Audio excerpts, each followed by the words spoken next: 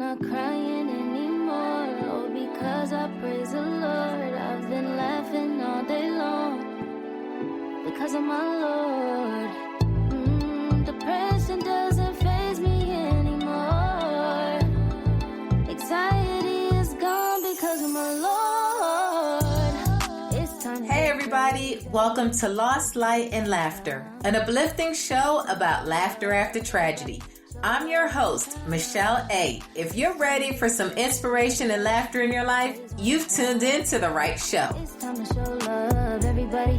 Show love one time. Feel me strong enough to fight my battles. I know he'll never give me more than I can handle. My Lord, my King, the one that I do love. He sends his love down from Hey everyone, welcome back to another episode of Lost Light and Laughter. I'm your host, Michelle A. And on today's show, we have another special guest. Amanda Young is here, and she's going to talk to us about a loss that she's experienced in her life. Amanda, come on in. Tell the audience a little bit about yourself. Hi, yes, my name is Amanda Young. I am a licensed clinical social worker in the state of Texas and Arkansas. I have been a mental health therapist for 7 years, and I currently work with children, adults, and specialize in trauma. Oh, wow. Yes. Thank you for that. And so, Amanda, as you know, the name of the show is called Lost, Light, and Laughter. Talk to us about a significant loss that you experienced in your life. Now, you have the freedom to share as much or as little as you like. We just ask that you be transparent. So talk to us. Okay. So I will just start with my childhood. I was the fifth child of a single mom who had 6 kids total.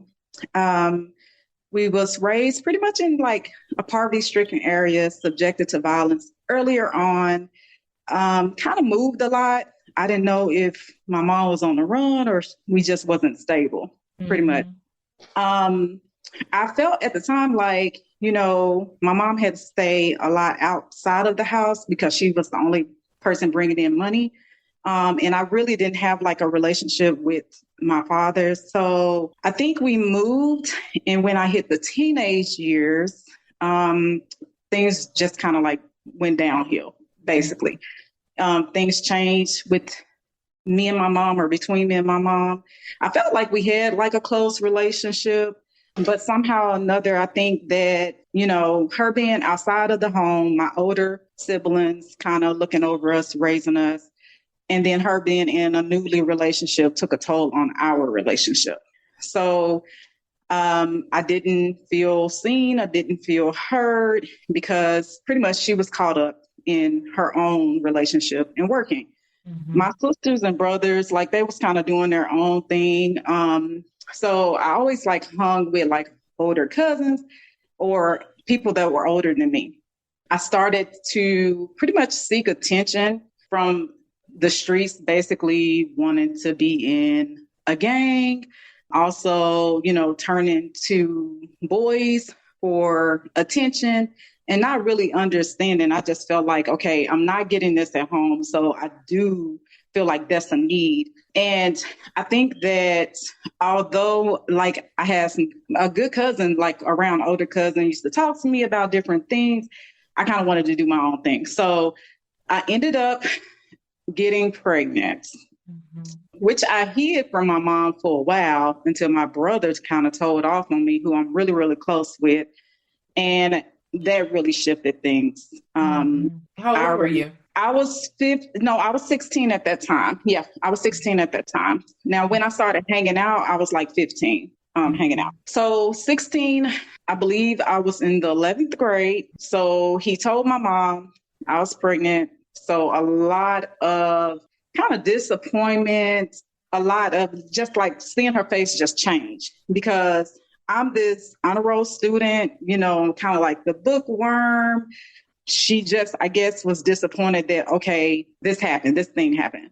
So I don't remember me being really, really close to her during my pregnancy. I will say she was there to drive me when, you know, I was in labor, but I do remember like trying to move out. Like I was like, I can't deal with, the distancing from her. And I think there was times that she did say some mean things to me, but she wouldn't let me leave. So we go have the baby. And when the baby come home, I'm thinking like, oh, okay, I can get back to school. I can get a little job to help support the baby. The baby father wasn't really present. So this, again, continues the cycle of being a single mom. So I think my mom basically gave me an ultimatum, basically said, either you're going to sit here and take care of your child, meaning you got to quit school, or you're going to give your baby up for adoption. So me being who I am, I'm like, no, I'm not going to give my baby up because, first of all, this is the first time I felt like love, love after all of the things that, me and her have went through. So I ended up making a decision. I quit school. I quit school, 11th grade, going into 12th grade, started working, taking care of my baby, ended up moving out at 17. Really didn't have a relationship with my mom.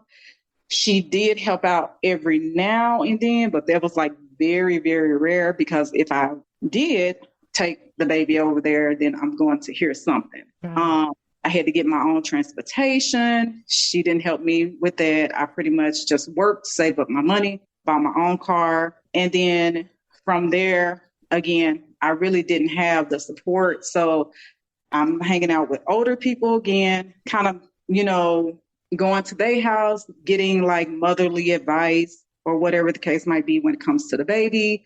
And I got to a point where I was just like, this is not, my life. This is not what I want. I just don't want to be a single mom, a teenage dropout, because in the midst of all of that, I heard people say, oh, she's going to have about five more. She's not going to do anything with her life. So they had already written me off. So I'm just like, okay. I ended up leaving. So I moved from where we were at. I moved with an older cousin who's just a couple of months older than me. I moved up there with her. The baby had stayed and she didn't stay there long though. I came back to get her, excuse me. So I was working 2 jobs, trying to make sure my baby is taken care of again. And, just making sure that we had like, a good living, like as I know it. I didn't know anything at that point. Ended up meeting a guy who he was pretty good. He did help me with my first daughter, but ended up getting pregnant. And at this point, I don't really know what love is. I don't know what love looked like. So there was a lot of things going on in that relationship that I took that I thought like, oh, okay, just stay in it, just fight through it. Because I, again, wanted the attention, wanted to feel love. I have this little bundle of joy, but I wanted to feel loved by a man. I don't have a father. Didn't have it. From there, I got pregnant again. At this time, he became distant, took me through a lot of verbal abuse. It was never physical. It was always verbal and emotional. And I think one day I just made up my mind. I was like, you know what? I'm going to go back. I'm going to go to this adult ed and I'm just going to go ahead and get my GED. So I got my GED. And from there, I had my baby, I think a month later, and I put myself, I enrolled in college. And how old are you at this time now? I am 22. 22. And how many children did you have by 22? We'll be back after a quick break. Do you want to learn more about the Bible and how it reveals God's plan for humanity? Do you want to discover the connections between the Old and New Testaments and how they form one cohesive story? If so, you should listen to Reasoning Through the Bible, a podcast that explores the scriptures verse by verse with clarity and insight. Join us every week as we dive into the historical context, theological implications, and answers to questions about each passage to see how they apply to our lives today. Don't miss this opportunity to grow your faith and understanding of God's Word. Subscribe to Reasoning Through the Bible. So I was pregnant with one and I had one, so I'll say one and a possible because she wasn't there yet. So, Yeah. Mm-hmm. So yeah. So you had two babies at 22. Yes. And you had dropped out of school. And the reason why I'm asking you these questions, because this is what I do. I tend to work sometimes with students that do have babies in high school, and we support them. And so I know it's hard when there is that loss of community, there's that loss of family, there's that loss of support, right? There's that loss of like that expectation of you going to college, my baby going to college, You feel that loss, you feel that disappointment. And then you're just like, well, what do I do now? I know in my heart what I want and what I'm craving, but I also know what's happening, my reality. Right. And so I know a lot of people will be able to listen and relate to this episode because they've been there. Right. And so, we hear it because there's many losses. This is not just one, but this is just, that void in your heart. And so at 22, and let me go back to even at 16, from the time you're 16 to the time that you're 22, what was your relationship with God? Did you pray? Did you guys go to church? Did you do did you do just Sunday mornings just to say you went to church? Like, what was your status with God? Where is he in all of this? So I can truly say that, yes, I prayed, but I was also upset. I think because I was just like, I don't know what's going on. Like, why me? I'm like, why was I put in this situation? And it felt so hard. Like, it was so hard. And look at me tearing up just talking about it. So yeah, I had to pray, but I also had to have faith. And I know that faith without works is dead. So I'm like, I have to take a chance. Right. So if I would not have gotten from the place that we were staying with some of the women that I was around, I probably wouldn't be doing anything but feeling, proving everybody right. Like, oh, you're not going to do anything. Oh, you're going to have just kids. You're just going to be a single mama, continuing the cycle and being on, I can say, government assistance or whatever, because those were the type of women that I did see. Now, I did have some that wasn't, but, those were some of the type of women I did see. And I was just like, I don't want this. This is not what I wanted. So I prayed. I was upset. And I did kind of steer away from him a little bit. And I was just like, okay, well, I'm just going to do it my way. Right. So I did it my way, but my way wasn't working. So I know that I had to have him in the midst of that to get through it, because I didn't know how I made it from being 16, not having the support that I needed, raising a young baby, no education, working at fast food restaurants, really ain't paying anything. And I did, to be honest, just thinking about it, I did use the system, the government assistance, as a stepping stone, not something that stayed on. So I think that's probably the only thing that the women that I was around at that time taught me, but they didn't tell me you need to pray. They didn't tell me that, you need to turn to him, take your eyes off your situation and turn it to him, because maybe there's something that he's trying to reveal to you in the midst of this storm or in the midst of this darkness that you're feeling. I didn't have that. Yeah. So I left. Yeah. Yeah. Because that's one of those things where it's so hard when you grow up and you know what you want. You pray about it and you hope that you can get it. Yes. And then you meet someone that could potentially be it. Yes. And you get excited in your heart and you think, okay, this is it and things are going to be different. I know they're going to be different. I ain't going to do that. You just know that and then you realize, man, I'm following the cycle. It's happening. And I'm like, God, how did I get here? And how do I get out? Because this is not what I want for my life. And so talk to us. When did you begin to see a change in your life?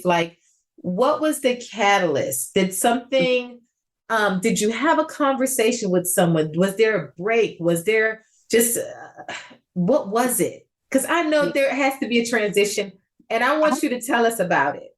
Okay. Mm-hmm. So the transition came again, like I said, after I had my baby, my second baby, and I went to school. Now, I didn't succeed the first time I went to school. I went back to work. I'm like, okay, well, this is too hard for me to do. Balance a kid, kids, making sure that they safe, making sure that they getting everything they need, and trying to go to school and have like a look just part-time job, right? So I got back to working, and again, here I go. I was like, no, I can't do this. Like this is just not going to work. I'm going to have to do something else. So I ended up bypassing the community college because I started off with community college first. And I ended up just like, okay, I'm not going back there. I had like, I think a year under my belt at the community college. So I ended up transferring all my credits, kind of like networking on that campus, to the U of A, University of Arkansas, Fayetteville. So once I got there, I ended up like kind of meeting different people. I felt, really supported, but some of these people, they was like younger than me, but like they felt like family because you're blood with family doesn't make them family, right? So like these individuals like supported me. They came to my aid. They was educating me about all these different scholarships and stuff, as well as me just kind of like talking to different people. So like I made up my mind to major in social work. And this is when I met two women, Miss Melody Greer and Dr. Murphy Irby. I met them too. And when I say I connected with them, like in nobody business, like these were my go-to people. Like I always went to them. I talked to them openly. They helped me out, kind of navigated some stuff because there were some things that I still didn't know, but they helped, gave me some feedback, like navigated. And they were just like real genuine. I believe one day I went to school and this was a Spanish class, and I still like laugh about it. But this is the breaking point. I went to Spanish class and I had a quiz where we had to, I guess, speak to our instructor in Spanish. Like, I'm like, okay, listen, I can barely speak English and you want me to speak in Spanish, but okay. So we know like the dialects are different. And for some reason, when I was speaking to him, I don't know if I heard him come off as like rude or like condescending or whatever, but whatever it was, it broke me down to where I could not stop crying. I went to Miss Melody's office and she kind of gave me some words, of encouragement. And then I went to Dr. Murphy's office, and Dr. Murphy was the director of social work, like the first Black director of social work in Fayetteville. So she was like, this is not you. You are one of my strongest students. I think that you need to go see someone. So she was like, go ahead and go over to the counseling center, set up an appointment, and go from there. So I went over there. I did the intake process, met with the psychiatrist, and then they paired me up with a therapist. And when I met my therapist, she looked just like me. Wow. Yeah. And I think like me and her had similar stories, but the one thing that stuck with me was she said, listen, the first day she said, if you are going to waste my time, then you don't need to be here. So she's basically saying, if you're not coming in here to do the work, then you don't need to be here. Right. So I was just like, okay, hold on now. So at this time, like I said, I didn't know a lot about depression. I didn't know a lot about mental illnesses because growing up, we have always heard pray, pray, pray, pray, pray, take it to God, blah, blah, blah, right? But we know that God put people on this earth to help us as well. So That's yes, right. we can still have God in the midst of this, and he has people that, he's using through him. So I stayed with her for three years. I stayed with her for 3 years. I got through it. We had amazing connection. We had a lot of common things that happened. Like I said, I kind of look at her like, oh, you my friend. Like we friends. And she's actually from Texas. Wow. She's living in Arkansas. So that is what shifted me. I did the work, and there was a lot of trauma. There was a lot of, I guess I could say, like, I had this persona where, oh, I'm strong. I can handle everything, everything being thrown towards me, family, basically, talking down to me. Oh, why you getting these degrees? Like, that's stupid. You're getting these degrees because I'm actually the only one that holds a master's and a bachelor's on my mom's side. On my dad's side, we have bachelor's and masters, right? So I'm the only one that holds that. So like, they didn't understand my journey was different. I never made them feel, like I was better than them, but I guess that's the way they perceived it, because I chose a different way. They were getting married. I chose degrees. Right. But, I think like she just made me kind of see like that's they stuff. You can't take that on. Yes. You got to let them have their stuff, as well as boundaries. Put some boundaries up. If they're not going to help you and they're going to tear you down, you might need to love them from a distance and just surround yourself with people who are supportive. And I did that. And it made a huge difference in my life. I got healthy. I was healthy enough for my kids. I finished my degree in 4 years. And then I went on to grad school and finished my degree in 2 years and made the dean's list, academic scholar, and with 2 kids working. And, I was just like, okay, I feel good because my girls seen me walk across the stage with my bachelor's. I didn't go to my master's because I think bachelor's like kind of ruined it for me because it was like 4 hours long. And I was just like, don't want to do it. So I just got it and I left. So they saw me both times with 2 degrees. Amen. That is awesome. And I wanted you to tell the shifting point, because sometimes people don't know what they need, and they don't know, like, basically making a connection with someone can actually break that glass ceiling that's holding you back. Yes. And sometimes people are apprehensive. They don't want to talk to somebody. They think they better than me. They think they know it all. They gonna judge me. I don't have the time. I don't have the money. I can't get there. And it's just like when you get to the point where you was just like, enough is enough. I want more. Yes. And you may, and I love what your therapist said. Like, she held you accountable. Like, listen, don't come in here and waste my time. Don't give me the yeses when in your heart, it's a no. Yes. So when your heart is set and you ready to move and you ready to make some changes, we got you.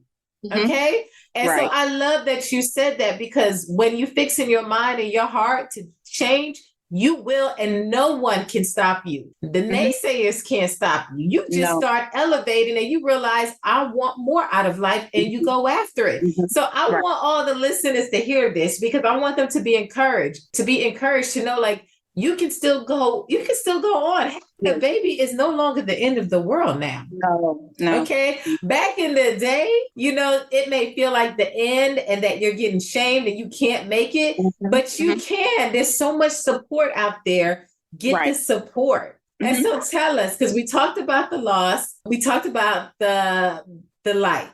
Talk to us about the laughter. When you realize, like, you're not sad anymore, you're not depressed. You get to laugh and have joy. Talk to us about that. Yeah, so I can say that I always kind of laugh as a way to hide the pain. But I can remember that when I finally was able to exhale, and to myself, I'm like, okay, you did it. I think after grad school, once I got my first job, I wasn't still like happy, because I'm like, okay, this is not where I want to be. So let me get somewhere so I can, do what it is that I enjoy doing. And the one thing I always wanted to do was work with kids, because I'm like, if someone believes in them, and it only takes one person, one positive person to plant that seed to change, their whole perspective on life or what they can do, breathe life into them, that I said, this is what I want to do. So I went and sat for my licensure, and I passed. Like I passed my MSW and then became an LMSW, but I ended up changing companies because the company that I was at, like I was just like, this is not what I want to do. So when I changed companies and I went to, I think it was the Point in Conway, I became an adolescent and child therapist. I met a lot of people along the way, and then I instantly got promoted to alternative coordinator because I worked in school-based and outpatient. So the individual that they needed someone to be like a bridge between my company and the school. And I had met this young man like a couple of months before, and we sat down and we all had a meeting, and he basically said, I want her to be the alternative coordinator. And when I was able to do that, and I got into their role, because I have always heard like, oh, you're a leader. But I was like, I'm not sure. But when I got into role, I took off. Like, I made sure, like my I's was dotted, my T's was crossed. I was overseeing 3 campuses from kindergarten to 12th grade. I was counseling. I was talking to parents. I made an instant connection with parents and children. Like still today, they still ask about me. I think at that time I was happy, but I still wasn't able to laugh. And I'm going to tell you why. Because that's still, although I knew like, okay, this is something that I want to do or wanted to do, I felt like I couldn't tell anyone. So I was always like holding, like kind of holding my breath. Like I didn't feel safe with people. So I think when I actually came in contact with my husband, the one that they said, oh, you need to get married because them degrees are not going to keep you warm. Okay. So I ended up meeting him and we clicked. I was able to say what I needed to say. He clicked with the girls. And at that time, I felt safe. I felt secure. He's a man of God. And he also a man with a degree. So I guess all our degrees. Right. So I was able to like really exhale and let my guard down and laugh. Like I was like, okay, this is genuine. Like this is authentic. This is just natural. Like I don't have to force it or anything because I'm safe. My girl's safe. And, you know, we're doing what we're supposed to do. And I'm like, just because you are delayed doesn't mean you're denied. So sometimes you can look at everybody else's situation and maybe want those things, but that might not be your timing. Just like I had to go through a lot to get to where I'm at because I have a testimony. So I use that to relate to my kids. I use that to relate to some of my adults, my 30-year-olds, my 20-year-olds, to relate to them as well. And I think that what I have is like, I have the ability to connect with anyone and I pride myself on that. So now I'm laughing. Like now I'm living. Now I am enjoying this thing called life, but I'm doing it with my girls and I'm doing it with my husband. Amen. And now you can see why everything you've experienced, how God turns around and uses it for your good. And now you can relate to the people. And so that's why I'm just like, oh, he's so merciful and he doesn't waste a thing. And I mean, you get to laugh. You get to laugh at all the people that, you know, and not to like in their face kind of thing to show them up, but you get to laugh at the projections that people said was going to happen to you. You weren't going to make it. You weren't going to do nothing. And you get to laugh at those lies because they weren't true. Yeah. And you can tell another young girl that's 16 and pregnant, listen, there's going to be a point in your life when you can look back and laugh. When they thought I wasn't going to be able to make it. Okay. And now you're living a life and you're blessed. And not only are you blessed, but you helping other people. You get it. So there's always hope. There's always light. And I'm just like, I love testimonies like this because, you know, you mentioned something that was so important. You mentioned timing. And even now, like just being on the show and talking to you, like you're confirming, like it just may not be time. And there's some things I'm looking for, some things I'm waiting for, some losses I had. but in due time, and then you get to laugh. You get to look back and laugh at the times when it wasn't there for you and you can relate to people. So I want to thank you so much for coming on the show and talking about your losses. You had a number of losses. And you talk about where God shows up in your life. And I want people to look for that. Look for some unorthodox ways that God show up in your life. Look for some people that he's placed in front of you that you may not ordinarily talk to. Look at how God set them up because they may have something for your future. And so we look at that light. And then we talk about the laughter of just how we get to laugh at what people said our life. It's comical when you listen to how crazy people were talking. Yes. Oh, no, even like that. Not I. That ain't my story. No. Not at all. You done made that up. Okay. And so you get to look back and you get to laugh. And so, yes, you did cry. And yes, you did have some sad and depressed times. But now your life is filled with joy and laughter. So there is light at the end of the tunnel. And so listen, Amanda, thank you for coming on the show. Before you leave, okay, do you have any last minute advice? Just any last words to somebody that might be experiencing, I just found out that I'm pregnant. She may not be 16, she may be 12. I mean, I work with kids like that. So yeah. Yeah, I'll say don't give up hope and don't allow someone else to write your story. Just because things happen and we might not understand them at this time, there is a reason behind it. There is a reason that your journey is going to look different from other people's journey. And there might be a lot of things that you have to sacrifice for the sake of your child and for the sake of you. So I would say, again, like along this journey, you might lose some people and you might gain some people that's supposed to be in your life. And just take the love and take the support from those individuals that is going to help you get to the next level. You can't do it by yourself. You have to make sure that you're listening, and you have to make sure that the people that you are around are good for you physically, good for the baby, as well as good for you mentally. So I say that, just don't give up and allow these things that might look negative to other people on the outside to motivate you to do better. Amen. Awesome word. Okay, Amanda, if I have some girls that just want to reach out and talk to you and say, you know what, she gets it. That's my story. How can they reach you? So I work for NIA Counseling, PLLC, out of Euless, Texas. They can go to the website, www.NIYYAH counseling, COUNSELING, PLLC.com. And if they go to meet the team or meet our therapist, click on that, scroll down, and then they can set up like a 15-minute consultation. I can also be reached at my email, which is Amanda Y at NIYYAH counseling, COUNSELING,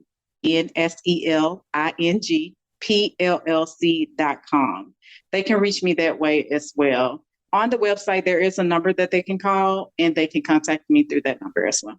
Awesome. And what I will do is I will also put her links in the description box. So after you guys listen to this show, you're like, look, I need to talk to this lady. Click on the link. I'm going to make it easy for you to reach Amanda. Okay. Amanda, thank you so much for coming on this show. This was just an awesome episode. I just appreciate all your words of wisdom and encouragement to our listeners.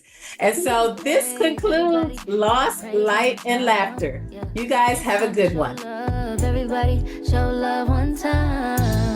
It's time to give praise. Everybody give praise one time. Yeah, it's time to show love. Everybody show love one time.